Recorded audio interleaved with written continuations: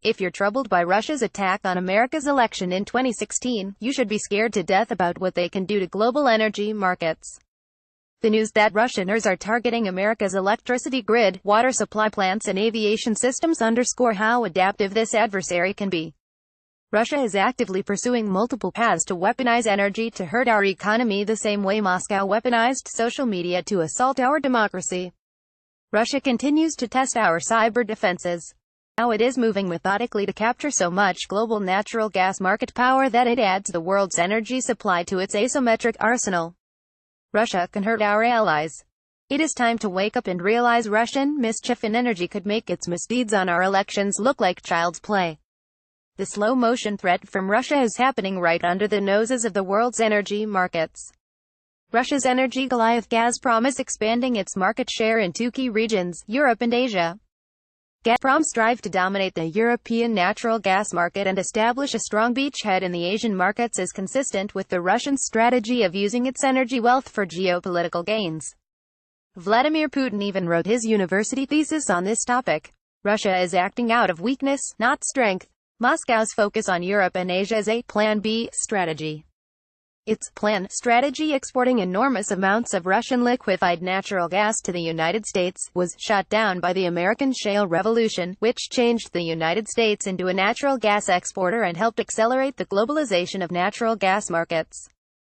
With the United States able to supply liquefied natural gas to the world, Russia's market power has been eroded, global liquefied natural gas prices have been reduced, and pricing differentials in the Atlantic and Pacific basins have converged. But U.S. liquefied natural gas exports remain challenged by high startup costs, as expensive export terminals must be constructed to transfer supplies to distant markets. Unlike previous waves of liquefied natural gas construction, the new terminals are being built in a buyer's market characterized by flexible offtake contracts that make financing more difficult. On the import side of the equation, Gazprom is able to offer lower gas prices to countries and large natural gas consumers to dissuade them from developing necessary liquefied natural gas import infrastructure, even if it means dependence on Russian supplies. Gazprom has remained dedicated to building Nord Stream 2 to Germany and Turkstream through Turkey.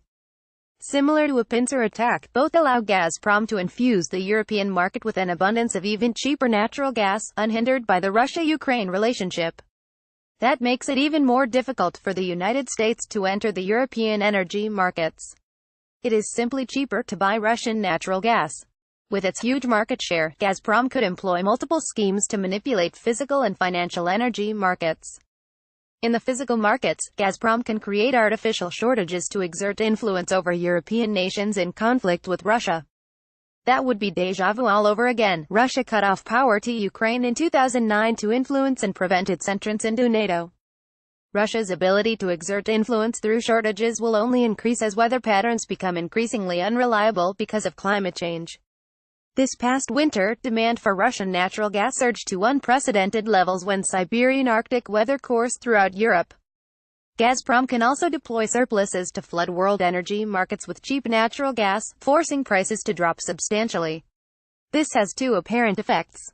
First, it makes it difficult for other energy exporting nations to compete with Russia, especially in Europe. Second, it damages investment and development of other alternative energy sources by making them financially unsustainable or unprofitable to investors.